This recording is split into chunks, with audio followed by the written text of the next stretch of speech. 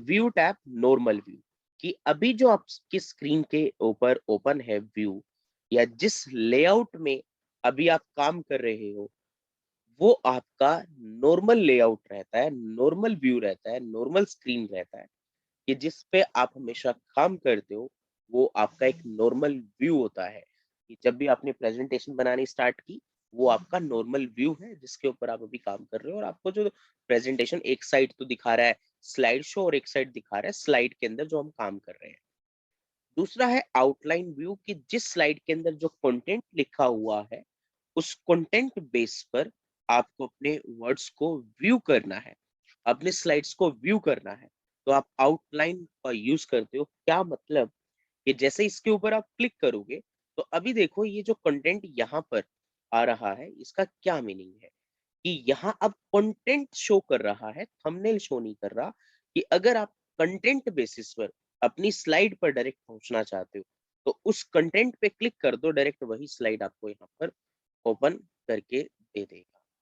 तो इस तरीके से नॉर्मल तो स्लाइड ही शो करता है लेफ्ट हैंड साइड में, जिनको हम थंबनेल बोलते हैं, और आउटलाइन व्यू जो शो करता है, वो अलग-अलग कंटेंट शो करता है, कि उस स्लाइड में जो कंटेंट लिख रखा होगा, वो यहाँ पर रिप्रेजेंट होगा।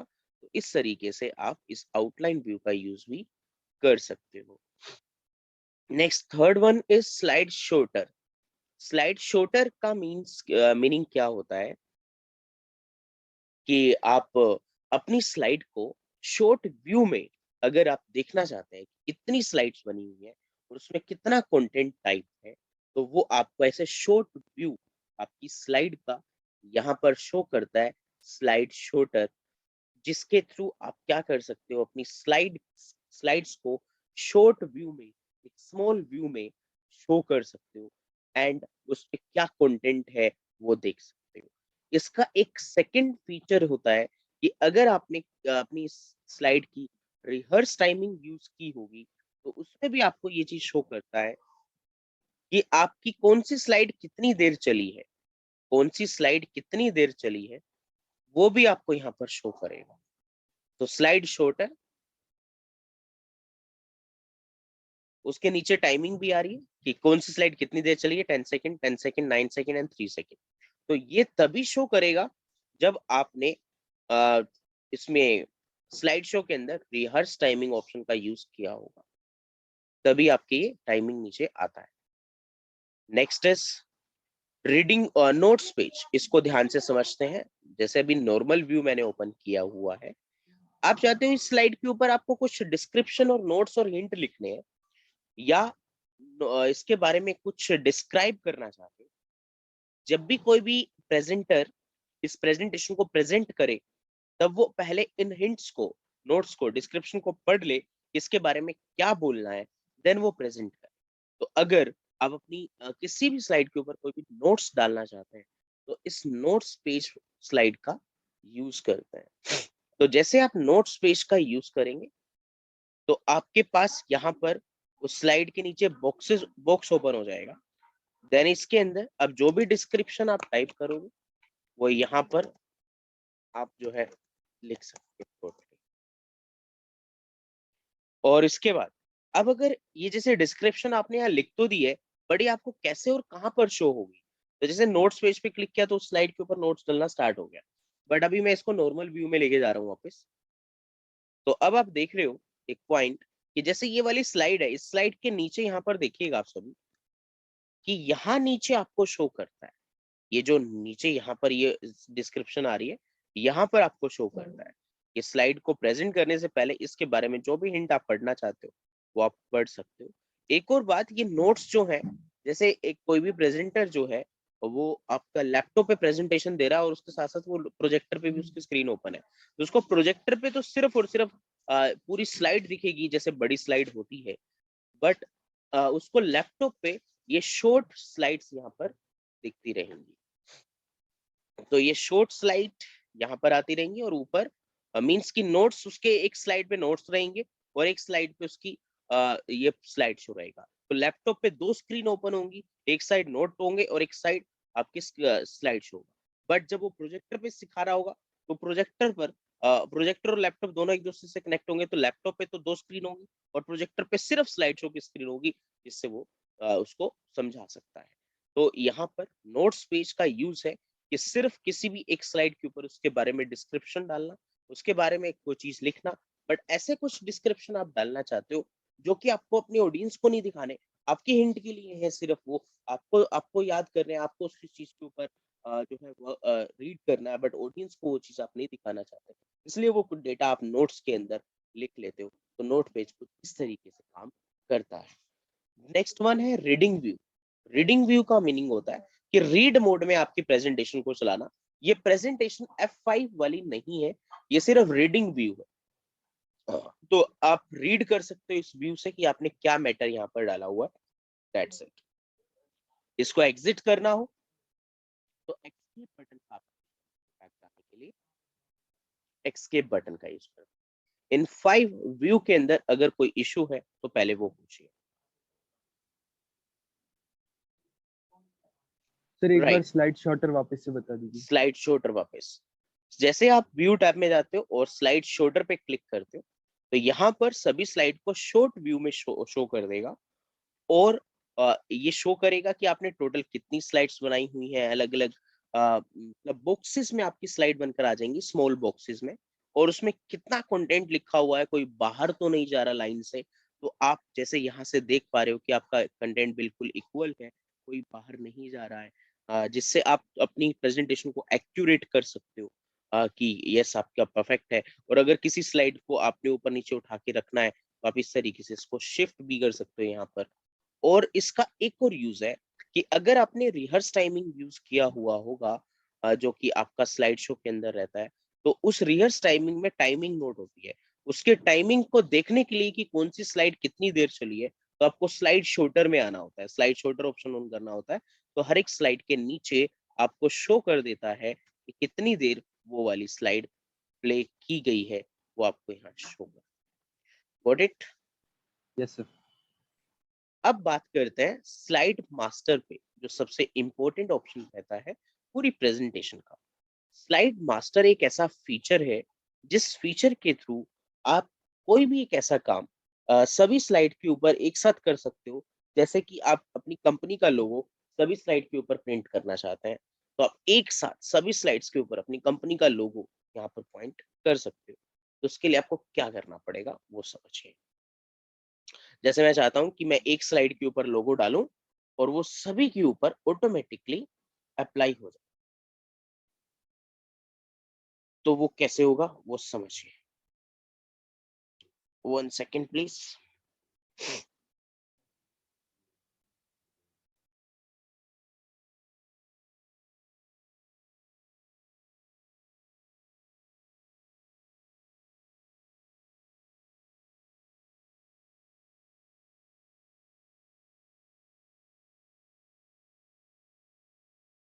हाँ जी, तो स्लाइड मास्टर मींस कि एक स्लाइड के ऊपर आप लोगो डालो, सभी पे अपने आप रिपीट हो जाए। तो ऐसा कोई भी काम कि आप एक स्लाइड पे करो, सभी स्लाइड पे अपने आप आ जाए, तो ये काम करने के लिए आप स्लाइड मास्टर ऑप्शन का यूज करते हो। बट कैसे? जैसे आप पहली स्लाइड को चूज करते हो और स्लाइड मास्टर ऑप्शन में जाते हो, जैसे इस पे क्लिक करोगे तो एक न्यू विंडो ओपन होगी। उस विंडो में लेफ्ट हैंड साइड में देखो बहुत सारे ऐसे स्लाइड्स बनी हुई, बहुत सारी स्लाइड्स बनी हुई है। तो इन स्लाइड्स में से जो मास्टर स्लाइड है, जो सबसे ऊपर की बड़ी स्लाइड है, उस पे जो चीज आप इंसर्ट करोगे वो सभी स्लाइड्स पे अपने आप आ जाए। तो आपने इस स्लाइड को चूज किया और इंसर्ट में गए और यहाँ पर पिक्चर से कोई भी पिक्चर अपने कंप्यूटर से आपने इंसर्ट कर ली।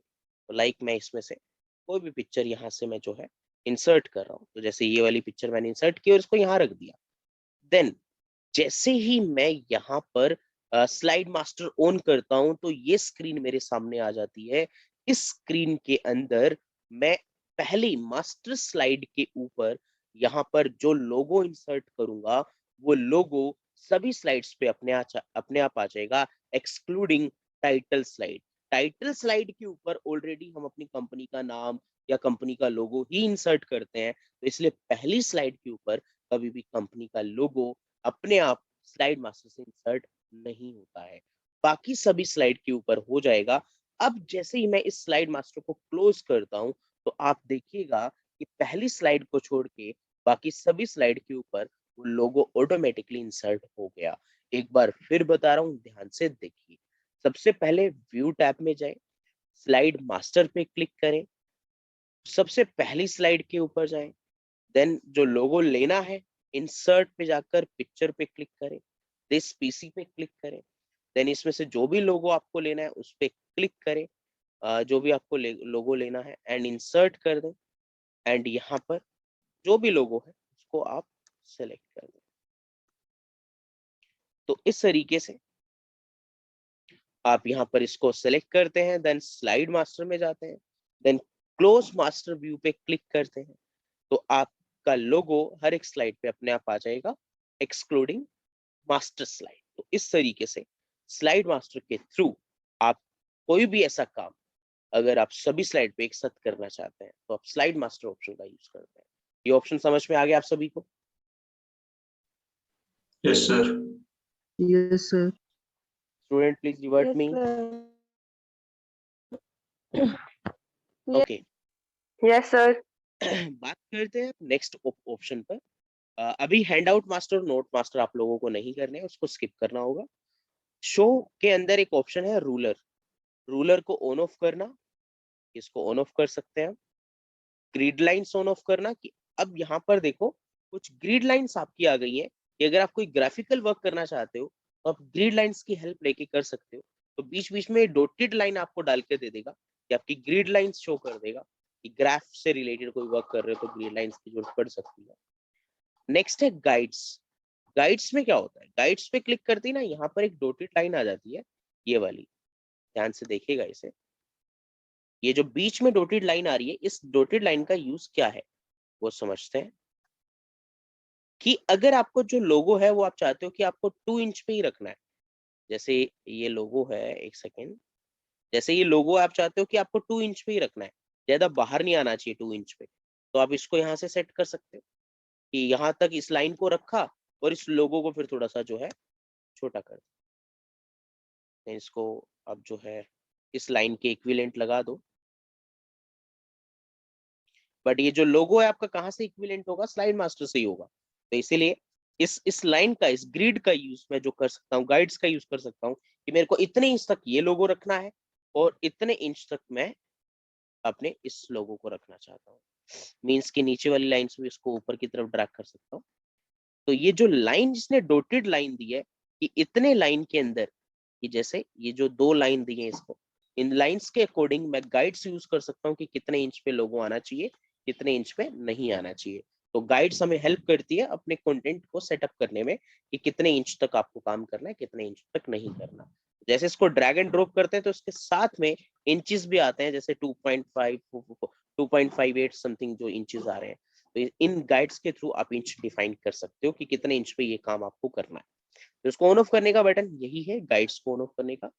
नोट्स की, अब जैसे ये वाली स्लाइड है, सेकंड स्लाइड है, इस स्लाइड पे कोई नोट डला हुआ है या नहीं डला हुआ देखना चाहते तो जैसे इस स्लाइड को सेलेक्ट करके नोट्स पे क्लिक करोगे तो नीचे यहाँ पर नोट्स वाला एक एरिया ओपन हो जाएगा यहाँ पर। तो जैसे इसको ऑन ऑफ करते हो तो ये नोट्स वाला एरिया जो ओपन करके आपको देता है। तो नोट्स देखने हैं या नहीं देखने स्लाइड के टाइम पे, तो आप इस नोट्स ऑप्शन का यूज यहाँ से कर सकते हैं। नेक्स्ट इज जूम, कि अगर आपको मैक्सिमम जूमिंग करनी है तो आप इसमें 400% मैक्सिमम जूमिंग कर सकते हो, मिनिमम 10% कर सकते हो, नॉर्मल आपका 100% या फिट रहता है, या जो विंडो के अकॉर्डिंग जो भी स्क्रीन रहेगी। बट अगर आपसे कोई पूछे कि नॉर्मल स्क्रीनिंग कितनी रहती है, 100% रहती है जी, नॉर्मल 100% होता है। बाकी पावर पॉइंट में स्क्रीन और लैपटॉप और कंप्यूटर एलईडी के ऊपर डिपेंड रहता है, उसके रेजुलेशन पे डिपेंड रहता है वो कितने इंच पे उसको या कितने परसेंट पे उसको सेटअप करता है। बाकी नॉर्मल अगर आपसे कोई पूछे तो 100% स्क्रीन आप बताएंगे कि नॉर्मल जूमिंग 100% रहती है। और इसमें एक ऑप्शन है फिट टू विंडो, कि इस स्क्रीन के अकॉर्डिंग विंडो पे फिट कर दे, जितना भी उसको नॉर्मल करना है तो वो नॉर्मल फिट टू विंडो से कर दे। नेक्स्ट इज कलर स्केल और ग्रे स्केल।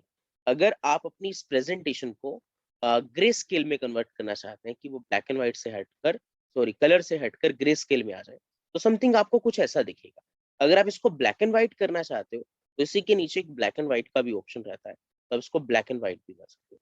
तो ग्रे स्केल में और ब्लैक एंड व्हाइट में डिफरेंस है, क्योंकि ग्रे स्केल थोड़ा ग्रे कलर रखेगा कहीं ना कहीं, but black and white total black और व्हाइट में ही आपको रखेगा। तो ये 3 कलर यहाँ व्यू टैब के अंदर अवेलेबल है। कलर में रखना है आपको, ग्रे स्केल में रखना है या ब्लैक एंड व्हाइट में रखना है, तो तीनों में से कोई भी ऑप्शन आप यहाँ पर चूज कर सकते हो। तो सिर्फ व्यू टैब में यहाँ तक के ऑप्शंस आप लोगों को करने हैं, आगे की इसमें ऑप्शन नहीं करने। एंड और अब इसमें एक क्या फीचर रहता है वो समझिए। यहाँ तक अगर कोई डाउट है तो पहले वो पूछ लीजिए आप लोग।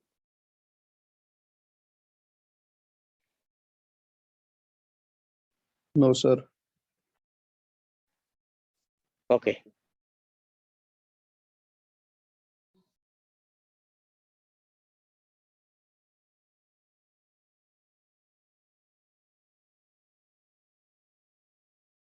आप सभी अपनी क्लास को एक बार रीस्टार्ट करिए, रीजॉइन करो।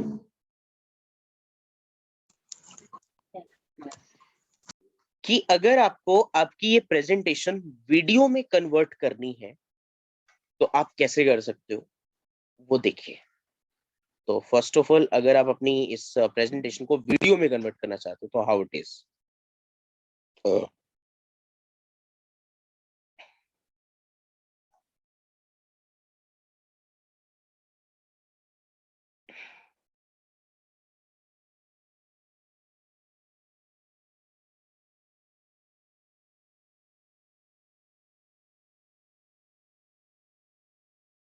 यस, तो सबसे पहले आप जाओगे फाइल बटन में, इधर फाइल मेन्यू जो होता है इसके अंदर सेव एज पे क्लिक करोगे,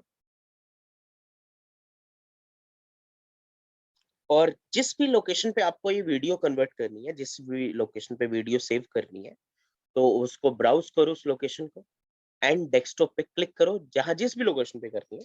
तो डेस्कटॉप, डॉक्यूमेंट, डाउनलोड या कोई अनदर आपका फोल्डर है तो उसको आप चूज कर लो। तो आप जैसे ही डेस्कटॉप चूज करते हैं और कौन से फॉर्मेट में आपको ये वीडियो कन्वर्ट करनी है, सेव एज टाइप के सामने आपको देना होगा कि आप पावर पॉइंट में कन्वर्ट करना चाहते हैं या पीडीएफ में। देखो यहाँ पीडीएफ का भी ऑप्शन है, तो अगर आपको आपकी इस प्रेजेंटेशन को पीडीएफ बनाना है तो पीडीएफ भी बना सकते हो, और अगर वीडियो बनाना है तो यहाँ पर एक ऑप्शन है MP4। तो MP4 वाली वीडियो आप सेलेक्ट कर लें और इसको सेव बटन पे क्लिक करें। तो अब यहाँ इस नीचे देखो, इस नीचे इस बॉक्स के अंदर आपकी वीडियो कन्वर्ट होना स्टार्ट हो गई। इस प्रेजेंटेशन को वो वीडियो में कन्वर्ट कर देगा।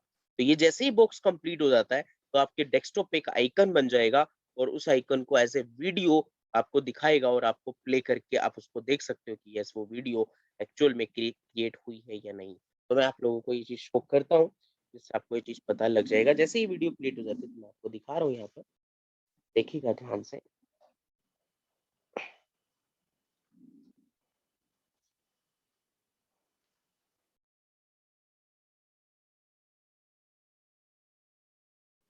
1 सेकेंड, हाँ हो गया ना अभी ये।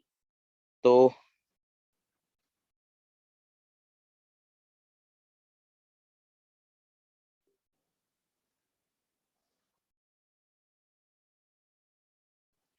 अब इसको डेस्कटॉप पे लेके जाते हैं, और यहाँ पर देखो एक वीडियो का सिंबल बना हुआ आ रहा है। जैसे इसको डबल क्लिक करता हूँ तो आपकी video as a presentation play हो जाती है। तो जो भी आपने सेटिंग्स, ट्रांजिशन के सेटिंग, सेकंड्स की और स्लाइड के सेकंड की टाइमिंग वगैरह, जो भी ड्यूरेशन वगैरह सेटअप कर रखी होगी, तो उसी बेसिस पर यहाँ पर आपकी ये वीडियो उस प्रेजेंटेशन को वीडियो में कन्वर्ट कर देगा। तो इस तरीके से आप कोई भी वीडियो में कन्वर्ट कर सकते हैं। अगर पीडीएफ में क्रिएट करना है तो अगेन फाइल के अंदर जाओ, सेव एज पे क्लिक करो, ऐसे किस फोल्डर में करना है उसको ब्राउज करो, और मैंने कहा कि डेस्कटॉप पे करना है, और सेव एज टाइप के सामने मस्ट है कि पीडीएफ देना है, जिससे वो पीडीएफ में सेव करे, एंड सेव बटन पे क्लिक करो। अब इस प्रेजेंटेशन को वो पीडीएफ पे कन्वर्ट करके आपको दिखा भी रहा है। इसको दोबारा ओपन करना है, तो जैसे मैंने अब इसको क्लोज कर दिया, और यहाँ पर भी देखो डेस्कटॉप के ऊपर एक पीडीएफ बनी हुई आ गई ई काउंटिंग के नाम से। जैसे उसको ओपन करता हूँ तो इसके अंदर वो सारे ऑप्शंस आपको दिखा रहे हैं जो आपके प्रेजेंटेशन में अलग अलग स्लाइड पे बने हुए हैं। तो इस तरीके से आप कोई भी एक प्रेजेंटेशन जो है एक स्लाइड पीडीएफ में कन्वर्ट कर सकते हो। ये दोनों फीचर समझ में आए स्टूडेंट आप सभी को? Yes note please tell me. Yes sir. Yes sir. Next one is कि अगर आपको आपकी प्रेजेंटेशन लॉक करनी है, कि आप जिसको पासवर्ड पता है सिर्फ वही ओपन कर पाए, कोई और आपकी प्रेजेंटेशन को ओपन ना कर पाए, तो उसके लिए आप फाइल बटन पे क्लिक करते हो। देन यहाँ पर आपके पास जैसे जो भी प्रेजेंटेशन है उसको ओपन कर लिया सबसे पहले आपने, और जो जैसे फाइल बटन पे जाते हो तो इसमें एक इन्फो का बटन आपके पास रहता है।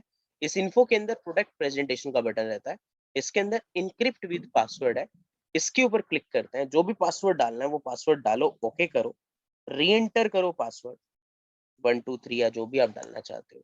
अब आपकी प्रेजेंटेशन लॉक हो गई। अब इसे सेव करके क्लोज कर दें, और जब दोबारा ओपन करेंगे इस प्रेजेंटेशन को तो आपसे वो पासवर्ड पूछेगा। आप जैसे कि पूछ रहे हैं कौन सी प्रेजेंटेशन ओपन करनी है, ये अकाउंटिंग वाली करनी है, तो जैसे ओपन किया तो वो पासवर्ड पूछ रहा है, इसका जो भी पासवर्ड है वो आप यहाँ पर डाल दो और आपकी प्रेजेंटेशन ओपन। अगर प्रेजेंटेशन से पासवर्ड हटाना है तो फाइल में जाकर यहाँ पर इन्फो पे क्लिक करें और प्रोडक्ट प्रेजेंटेशन पे जाकर इनक्रिप्ट विद पासवर्ड पे क्लिक करें और यहाँ से इस पासवर्ड को रिमूव कर दें, ओके कर दें और सेव कर दें। तो अब जब भी दोबारा इसे ओपन करेंगे तो वो आपसे पासवर्ड नहीं पूछेगा। तो इस तरीके से आप एक प्रेजेंटेशन पे पासवर्ड लगा भी सकते हैं, उससे हटा भी सकते हैं। तो ये फीचर्स आपके पासवर्ड लगाने के थे और पीडीएफ और आपका वीडियो में कन्वर्ट कर। एंड इसके बाद अनदर क्या बात आती है, बस ये सारी चीजें थी जो मेरे को आपको एडिशनल सिखानी थी। तो इनको अच्छे से आज कर लेना, जो भी डाउट हो वो नेक्स्ट क्लास में मुझसे पूछ लेना, और बाकी नेक्स्ट क्लास में इसलिए करते हैं। कोई क्वेरी है तो स्टूडेंट अभी आप मुझसे कर सकते हो पहले। ओके, जो मैंने 2 फाइल आपको ग्रुप में आपको प्रेजेंटेशन बनाने के लिए भेजा होगा, वो अभी तक मेरे पास किसी स्टूडेंट की आई नहीं है। तो जिसके पास कंप्यूटर है बेटा, प्लीज वो प्रेजेंटेशन बनाकर आप उसको नेक्स्ट क्लास तक जो है जमा कर दें। मीन्स कि मेरी उसके ऊपर मेल पे वो प्रेजेंटेशन भेजते हैं, राइट।